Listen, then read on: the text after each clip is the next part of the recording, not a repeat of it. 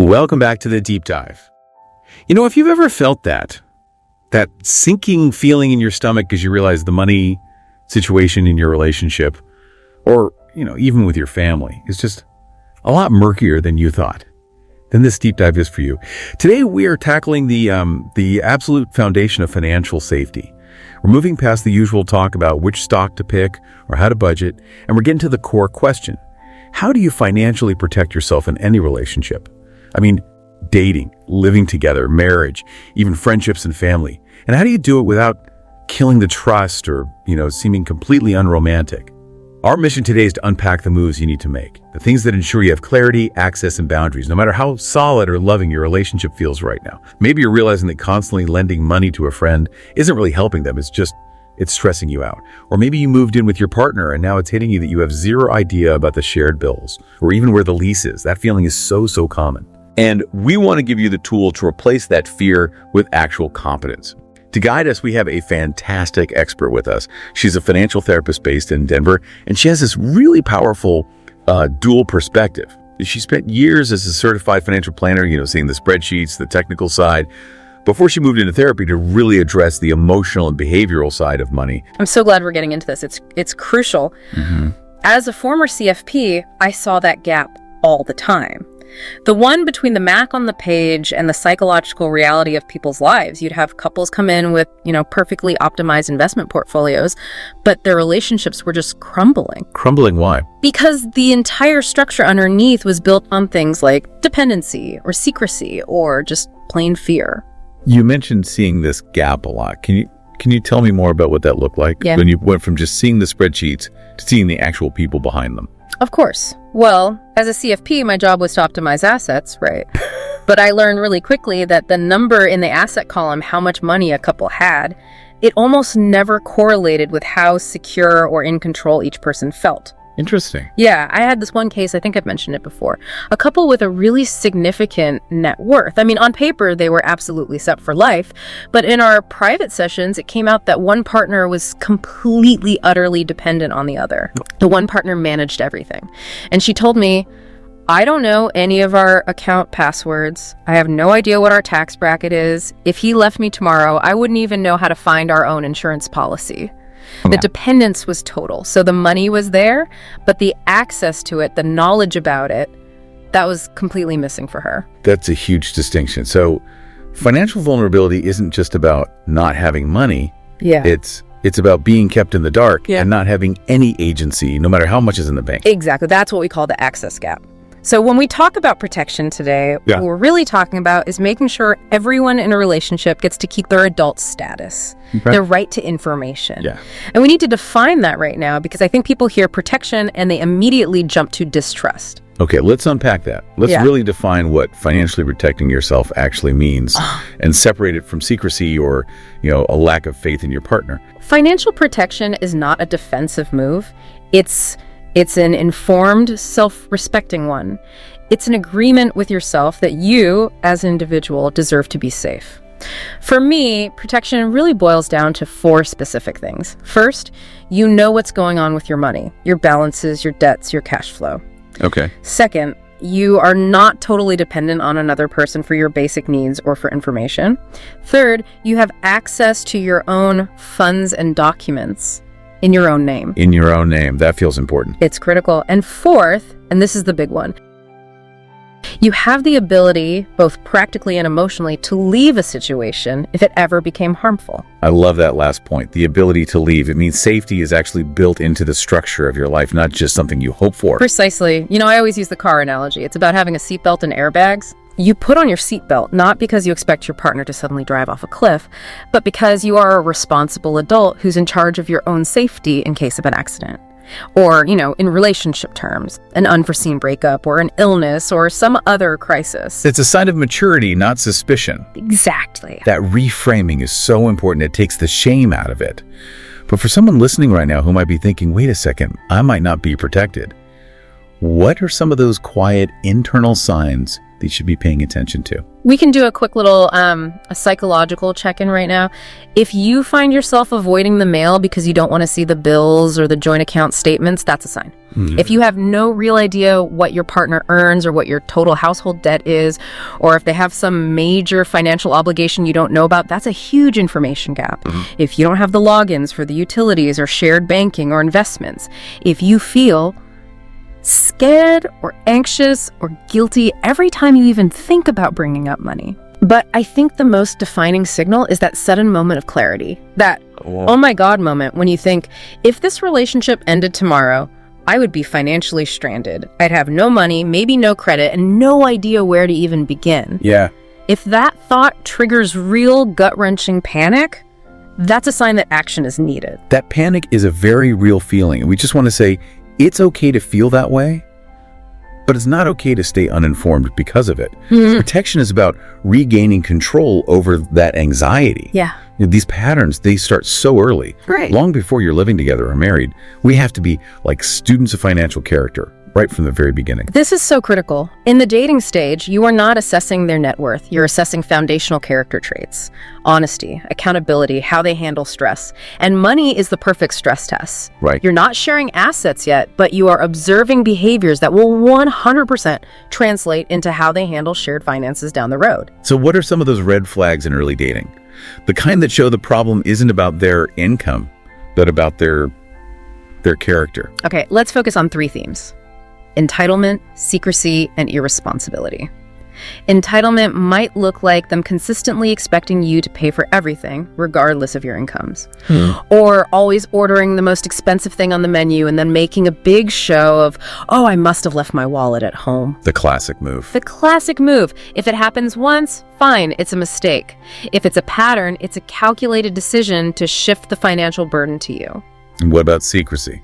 Secrecy is a huge one. And look, we're not talking about asking for their 401k statement on date 3, but if they're super evasive about why they're always stressed about money, or if they, disappear to the bathroom every time the check arrives, or they're clearly hiding something major, like their wages are being garnished, that needs attention. So it's not just that they aren't paying, it's the manipulation around the money. Precisely. And that leads to the third major flag, which is pressure. If someone starts asking to borrow money from you very early on, or even worse, pressures you to help them with their own personal bills, like a car payment they already had, or their credit card debt. It's a massive red flag. It is. They are testing you. They are trying to see if they can shift their personal liabilities onto you before any real commitment has even been established. And then there's the most dangerous one, which I see people fall for all the time. The one that uses your good financial standing against you. Ah, the co-signing request. Yes. If they say something like, could you put this in your name? Your credit is so much better than mine. What they're doing is attempting to socialize the risk while they privatize the benefit. They get the car or the apartment or the phone, and you get all the legal liability if they default. A healthy partner would never ask you to do that. Never. A healthy partner respects your financial boundaries and would never ask you to put your own credit score on the line for their benefit, especially not early in a relationship. Okay, so that's all pretty clear. Let's flip it. What are the financial green flags we should be actively looking for? Look for integrity and responsibility. Green flags are not about them having a perfect credit score or a huge salary. They're about honesty. So what does that look like in practice? It looks like a willingness to split costs fairly or take turns paying. It's also being transparent about their situation, even if it isn't perfect. For example, they might say, hey, I'm really focused on paying down my student loans right now, so I need to stick to more affordable places for a while. That shows self-awareness. Exactly. Self-awareness and accountability. And crucially, they respect your boundaries without pushing. If you say, I can't really afford that concert this week, a healthy partner just accepts it and says, okay, let's do something else, without making you feel cheap or guilty. They treat it like a normal adult problem to solve. Right. It's just logistics. It's not a referendum on the relationship. Okay, let's move on. Moving in together. This is often seen as, the last step before you just merge everything. And it's where so many people slide into that dangerous entanglement we talked about. It's a huge financial and legal step. It is. And the danger is that people assume cohabitation is just like dating, but you share the electric bill. Legally, it's way more complex, and psychologically, it changes everything. Because now you share fundamental housing security, you absolutely must have a practical framework in place before the moving truck shows up. So let's go over those 3 core principles for moving in together safely. 1, you have to talk openly before you sign the lease, not after. 2, you must keep at least 1 primary checking and 1 savings account solely in your own name, completely separate. And 3, be crystal clear on who is responsible for what, and ideally, get it in writing. Let's break down that pre-move conversation. It can feel so awkward. What are the specific questions that have to be answered?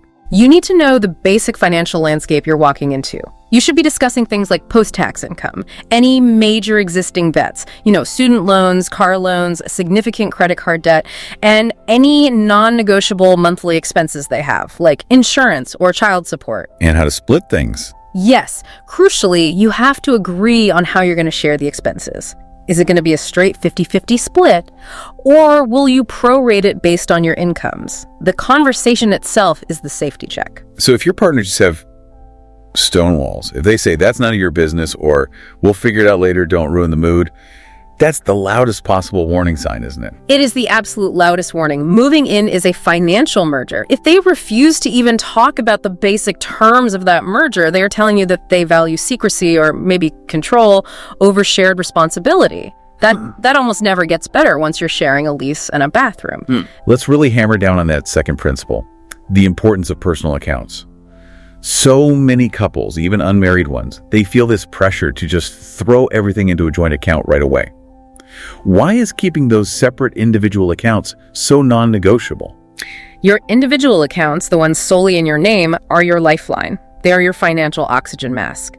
If you only have joint accounts, your partner can legally freeze you out or even drain those funds, leaving you with 0 immediate access to cash. So no money for rent or a security deposit if you need to leave suddenly. Exactly. Your personal account ensures that you never ever need your partner's permission to access your own money. It keeps your agency, your adulthood intact. Okay, so logistically, how should the money flow to make that structure work? The safest model is what I call the hub and spoke model. Yeah. Your paychecks should flow directly into your individual personal accounts first. Those are the spokes. Then, the agreed upon amount for shared expenses, let's say it's $1,500 each, is automatically transferred from your personal account into the shared household account on the first of the month. That's the hub. And the shared account pays for the rent, utilities, groceries. All the joint bills. And whatever is left over in your personal account is yours to manage. For your own savings, your hobbies, your personal spending, it's clean. It keeps the household secure while maintaining individual protection. I like that. Right. It confirms you're both still operating as financially capable adults in a partnership. And finally, let's talk about the power of getting things in writing. Since you're not married, you don't have those automatic legal protections. How can a simple written agreement help? The goal is clarity over assumption. For renters, a simple agreement, it could even be a shared Google Doc, needs to outline the bill split and, critically, what happens if the relationship ends before the lease is up. Oh, that's a big one. It's huge. For example, if both your names are on a 12-month lease and one person moves out after 6 months, are they still responsible for their half of the rent until you find a new roommate? Deciding that beforehand saves you from a massive emotional fight later on. And what about for people buying property together? If you're buying a home together while unmarried, that is a high-stakes situation. A legal consultation is non-negotiable. You need a formal cohabitation agreement or a deed of trust that outlines who contributed what to the down payment and how the equity will be split if you separate. Without that document, one partner could walk away with nothing, even if they put in tens of thousands of dollars. Okay, so what does this all mean in practice? We really need to flag some of those high-risk moves people make, usually out of love or optimism, that are actually financial traps. They really are, and they're so dangerous because they are often disguised as gestures of commitment or deep trust. Let's start with trap number 1, and we can't say this enough. Co-signing loans early in a relationship. It's so risky. Co-signing is often framed as this small favor to help someone you love get a car or an apartment because their credit isn't great. But when you co-sign, you are legally telling the bank, I am equally and fully responsible for this entire debt. So if they miss one payment? If they miss one payment, that delinquency goes on your credit report, often even before it hits theirs. If they stop paying altogether, the creditor will come after you for the entire remaining balance. And then you're stuck making payments on a car you don't even drive just to save your own credit score. All the time. Your credit score can drop by 100 points or more, which can prevent you from getting your own mortgage or car loan later. The absolute rule here is, if you cannot afford to write a check for the full amount of the debt today, you cannot afford to co-sign it. Because if the relationship ends, that debt is very likely going to be yours. Okay, trap number 2 is a bit more subtle. It's not adjusting things when a partner moves into a place you already own or rent. Yes, this creates a really significant power imbalance and a lot of potential resentment. If you own the house, you're carrying the mortgage, the property taxes, the maintenance. If your partner moves in and only contributes, say, half the utility bill, you're basically subsidizing their life. Right. You're enabling them to save money and build zero equity while you carry all the risk and financial strain. You need a clear conversation about their contribution to the household utilities, groceries, and a fair rent payment that covers a portion of the actual housing costs. It's about them sharing the burden of the home they now live in. Trap number 3. Yeah. Sharing full online banking access. Passwords, PIN, security questions. All of it. This is a huge trap in our digital age. Right. People confuse transparency with giving up control. Transparency is about sharing statements, reviewing budgets together, having open conversations. Giving up control means handing someone the keys to drain your personal savings account. Or commit fraud in your name. Or commit fraud, or lock you out of your own accounts. No matter how much you trust someone, you have to maintain separate, secure passwords for your personal accounts. That is basic digital security. A joint account is one thing, but your own accounts should be sacred. And trap number 4. Allowing that financial isolation to set in, where one partner just kind of takes over everything and shuts the other one out. This one is so insidious because it often starts innocently. One partner is just better with numbers or more organized. But over time, that can be weaponized. The passive partner slowly loses all understanding of where the money is, how taxes are paid, what the long-term plan is. Which leaves them totally helpless if the relationship ends. Completely. They're incapacitated. Even if one person is the designated money manager, the other partner must have regular guaranteed access to all the statements, the logins, which they should use periodically to stay current, and an equal voice in all major financial decisions. Shared security requires shared management. So for the person listening who just realized, oh no, I'm already in one of these traps. Maybe they co-signed a loan, or they've completely merged their finances and feel totally in the dark. What's the very first, most gentle step they can take? First, just breathe. What's done is done. You can only control what you do from today forward. The path out is built on gently increasing your awareness, not on creating drama. So no big confrontation. No.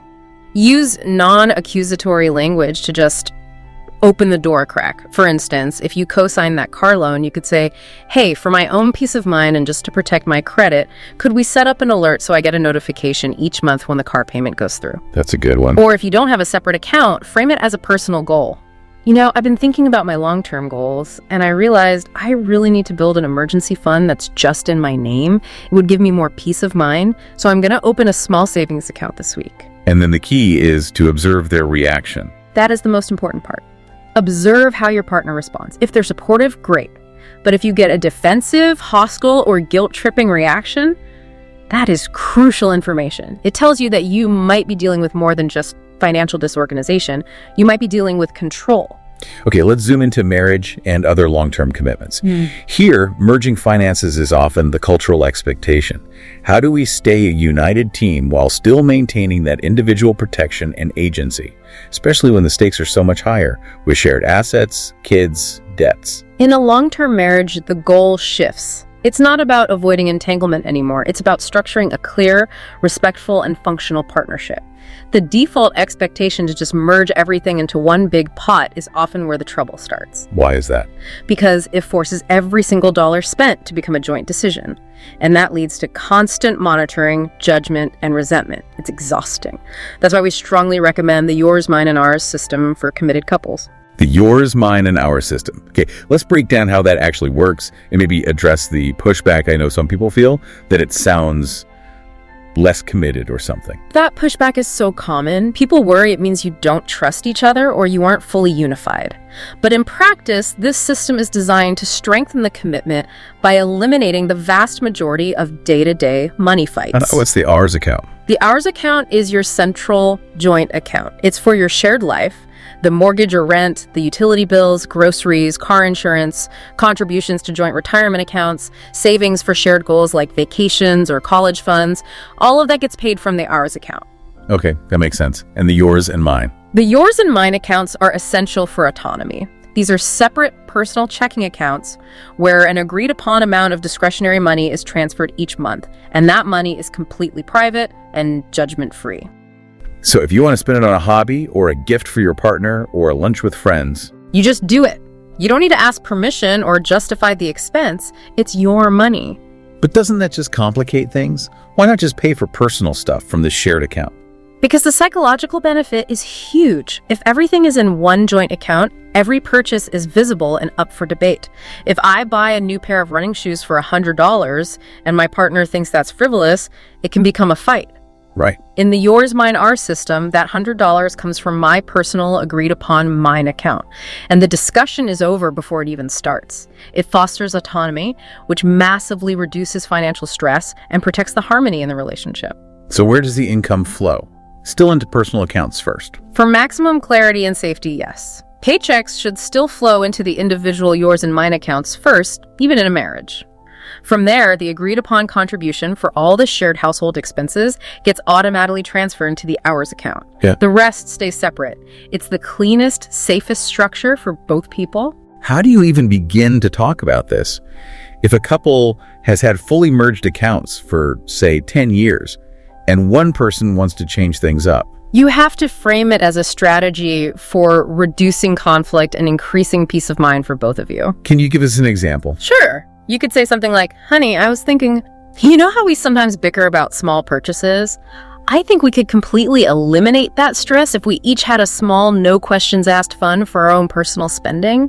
It's not about separating our lives. It's about giving us both more freedom and peace of mind within our marriage. I think it would make us both happier. It's an act of care, not an act of separation. Exactly. You're solving a shared problem together. Let's connect all this to the more technical side of things. Credit scores, debt, and the very unromantic topic of prenups.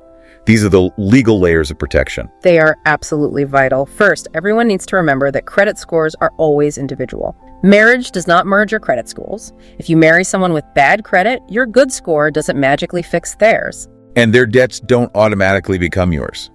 Generally, no. They're separate debts. The ones in their name only from before the marriage do not become yours. The exceptions are if you co-sign on something or if you live in one of the 9 community property states. That's a really important distinction. Can you quickly explain what that means? Community property versus the more common equitable distribution. Sure. In most states, which are equitable distribution states, assets and debts acquired during the marriage are divided fairly in a divorce, but not always a strict 50-50. And debt that one person brought into the marriage usually stays their own problem. Okay. But in community property states like California, Texas, and Washington, almost anything acquired during the marriage, including debt, is considered joint property, 50-50, regardless of whose name is on the account. That's why you absolutely have to know your state's laws and have that open debt discussion before you get married. So part of protecting your financial health is just contemplate, regularly checking your own credit report, even when you're happily married. Absolutely. Think of it as a quarterly financial health checkup. It ensures there are no surprises on there, no accounts you don't recognize, either due to an error or, in very rare and serious cases, financial fraud. Okay, and finally, let's talk about prenups and postnups.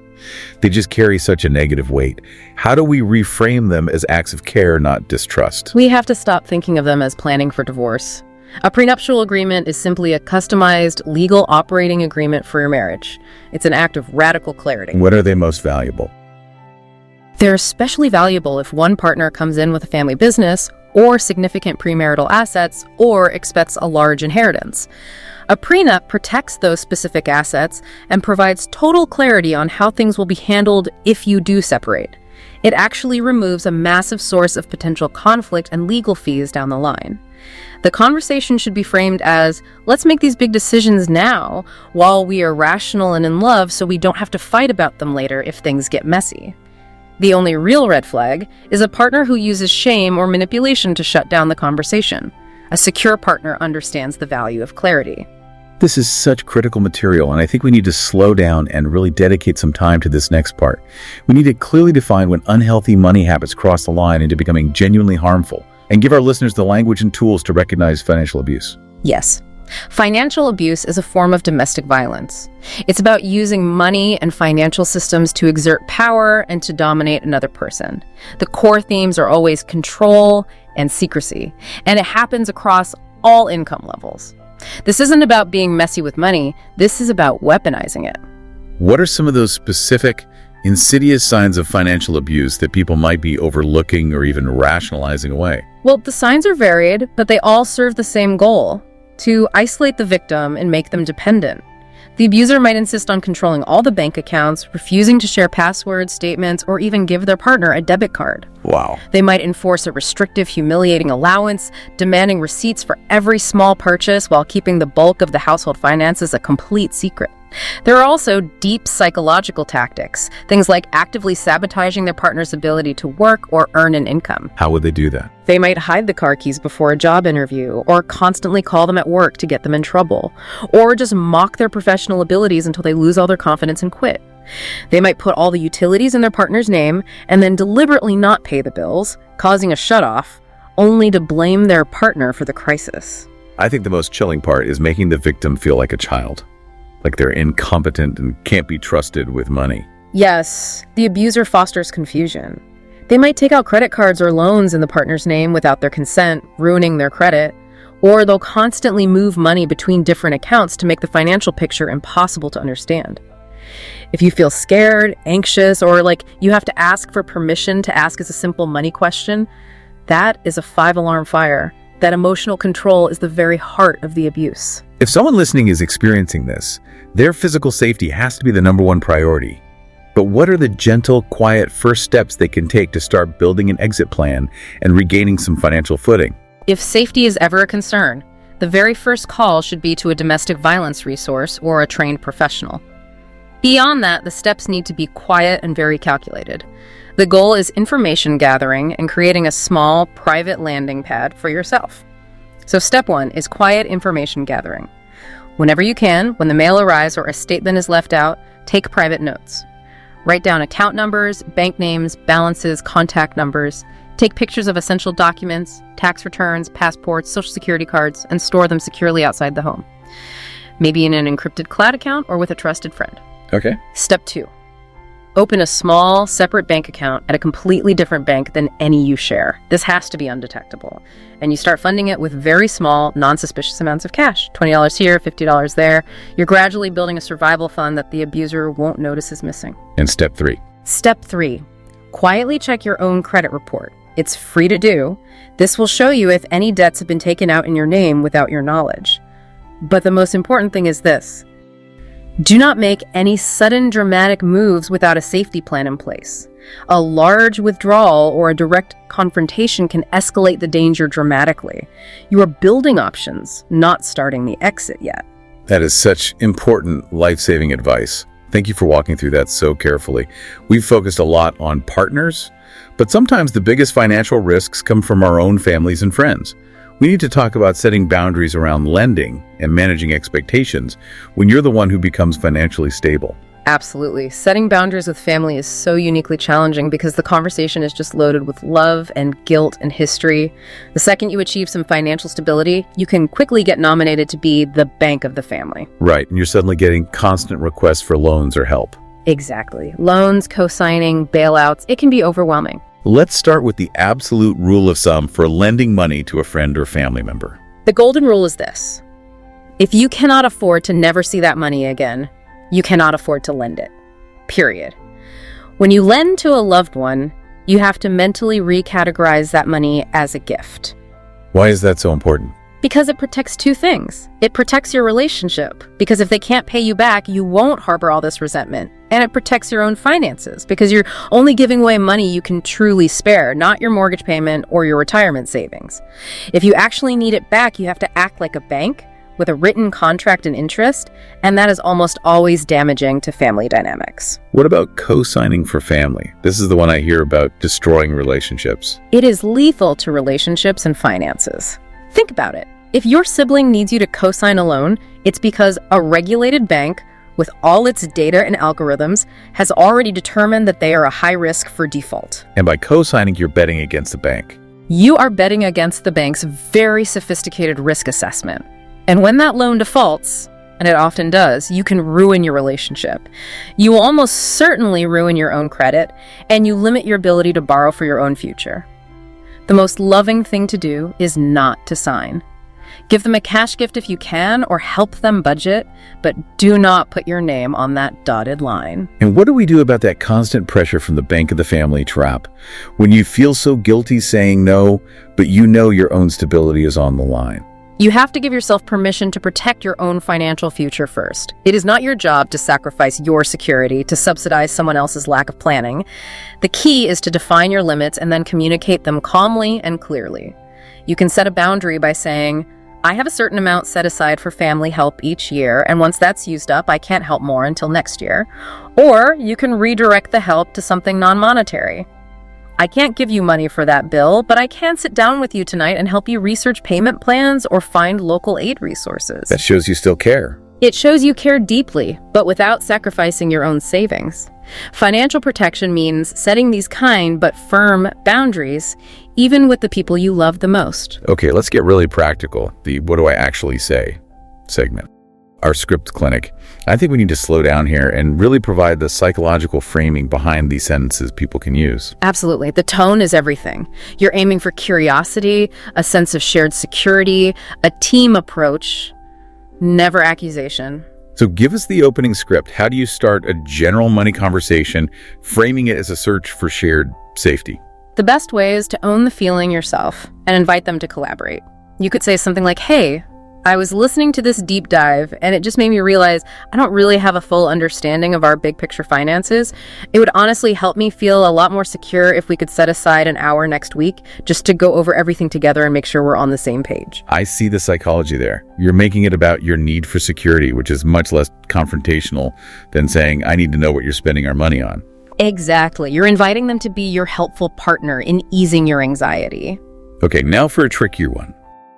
Introducing the yours, mine, ours system after years of just merging everything. That requires some real finesse. Yes, you have to frame the benefit, specifically the benefit of reducing stress and monitoring for both of you. So you could say, I've been thinking it could actually reduce a lot of stress for both of us if we each had a small personal account for our own spending. This isn't about separating our finances, it's about giving us both more freedom. We contribute X to the joint account for all the bills, and the rest is ours to spend without having to track it or ask about it. It's just peace of mind for both of us. And then comes the inevitable pushback. What, don't you trust me? How do you handle that? That's where so many of these conversations just die. You have to be calm, firm, and gentle. Do not get defensive.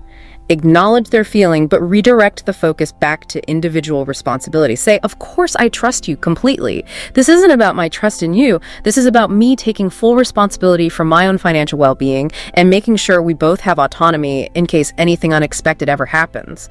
You separate trust in the person from trust in the system. That diffuses the emotional weapon. Boundary script number 1. Saying no to co-signing for a partner or a family member. Be empathetic but unmoving. Say, I care about you so much and I really want to help, but I have a firm personal policy that I never co-sign on loans. It puts my own credit and my long-term financial security at serious risk, and I just can't do that. I can't sign the loan, but I'm happy to sit down with you and help you research other options. You make the boundary about your fixed policy, not about their untrustworthiness. Boundary script number 2. Lending to family, especially when they're laying on the guilt trip. Here you use that potential gift rule. I love you, and I can see how stressful this is, but I am not able to lend that amount right now without putting my own essential savings at risk. I can't do a $500 loan, but I can give you $50 right now, no strings attached, and I can help you look for resources to cover the rest. It shows care while protecting your core assets. Boundary script number 3, sharing full online banking access, protecting your personal logins. I absolutely want you to be fully informed, so I'm happy to go over my statements with you and review our accounts together anytime. However, I'm not comfortable sharing my personal login details. I just believe it's healthy for each of us to maintain our own secure access for our individual accounts, and that's a boundary I need to keep for myself. And number 4, a partner who makes big secret purchases that impact the shared budget. You frame this as a need for teamwork and anxiety management. When big purchases happen and I only find out after the fact, it makes me feel really anxious and out of the loop, especially when it affects our shared goals. Can we agree that for any purchase over, say, $250, we'll just make a commitment to talk about it together first? You're not asking for permission, you're asking for collaboration. This next section is for the listener who wants to be proactive. Building security, whether the relationship is great right now, or if they're feeling a little shaky and need to take some quiet steps. You mentioned layers of action. Yes, we can think of it as layer 1, which is just good financial maintenance, and layer 2, which is for quiet protection. Okay, what's in layer 1? Layer 1 is about basic adult security. This is stuff everyone should be doing, partnered or not. First, you must have a personal checking and savings account solely in your own name.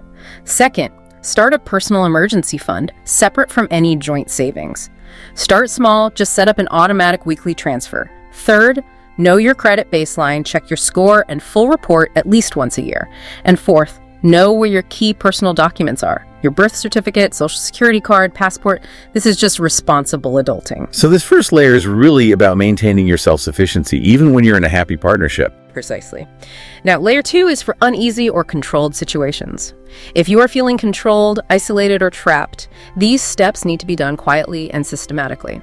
So, step 1, you intensify that quiet information gathering. Create a hidden list off-site, encrypted, somewhere safe, of all shared account names, bank names, your partner's work information, any debts you can find. This is crucial for any future legal action. Step 2, open that small account at a different separate bank that your partner knows nothing about and slowly build a buffer. And step 3, document the patterns of control.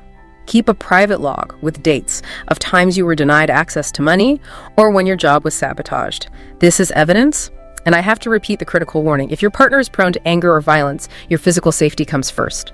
Do not make large withdrawals or have a confrontation without a safety plan that you've created with an outside resource like a domestic violence hotline. Okay, it's time for some rapid-fire clarity on a few common concerns to get past those last psychological barriers. First question, does asking for transparency mean you have low trust? No, absolutely not. Asking for transparency means you are practicing shared responsibility. It is a sign of maturity and strength in a relationship. A healthy partner will appreciate that you want to be informed and build a secure future together. It is not distrustful to want to know the details of the ship you are co-captaining. Question 2. Is it too late if I've already made risky decisions? Co-signed a loan, have no separate accounts, everything is merged. It is never, ever too late. Today is the first day you can start to fix it. Start by checking your credit report to see what the situation is. Then use one of those gentle scripts we talked about to introduce the idea of a personal account. Small, consistent steps create powerful change. And question 3. Is it inherently bad or unromantic to get a prenup? Only if it's introduced with hostility or as a threat. If it's approached as a thoughtful, collaborative business decision that protects both individuals and maybe even their extended families, it's incredibly rational and mature. It removes future ambiguity, and that clarity can actually build trust, not erode it. Okay, let's wrap this all up with the key takeaways. We've covered so much ground today, from a first date all the way to legal action. What are the 3 non-negotiable points you want listeners to really internalize? 1, financial safety and emotional intimacy are not opposites. They actually reinforce each other. You can love someone with your whole heart and still be prudent and protect yourself. 2, knowing your financial situation is a basic human right. Do not ever let anyone make you feel stupid or greedy or anxious for asking for information that you are entitled to. And 3, keeping at least one bank account solely in your own name and consistently building your own personal savings. That is the foundational step toward lifelong autonomy and security. And to add to that, be extremely wary as anyone who asks you to compromise your credit score or give up access to your own money. And if you feel trapped or scared or controlled, please know you are not crazy and there is professional help available. You deserve relationships, all of your relationships, where you feel respected, informed, and safe. And unlearning that cultural myth that true love means never talking about money is one of the bravest and most important steps you can take for yourself. I want to end with a single, highly actionable challenge for everyone listening right now. Just pick one of these 3 actions to do this week. Don't get overwhelmed by the whole list, but just focus on one. Number 1, the information check-in. Take 15 minutes. Write down honest answers to these questions. Do I know our total monthly spending? Do I have money in an account that's only in my name? And what is the one question I am most afraid to ask my partner about our finances? Just getting it out of your head and onto paper is a powerful first step. Number 2, start the conversation. Use one of those team-oriented scripts we gave you today. Just open the door gently to a money talk with your partner. Frame it as a search for shared peace of mind. Or number 3, take one protection step. Check your free annual credit report online, or open that small personal savings account at a new bank. Or just gather all your essential documents, your ID, your birth certificate, and put them in one safe, secure folder that you control. Choose the one that feels easiest, and just do it. You are allowed to be both kind and cautious at the same time. And the future you, the one who builds on this foundation, is already grateful for the clarity you create today.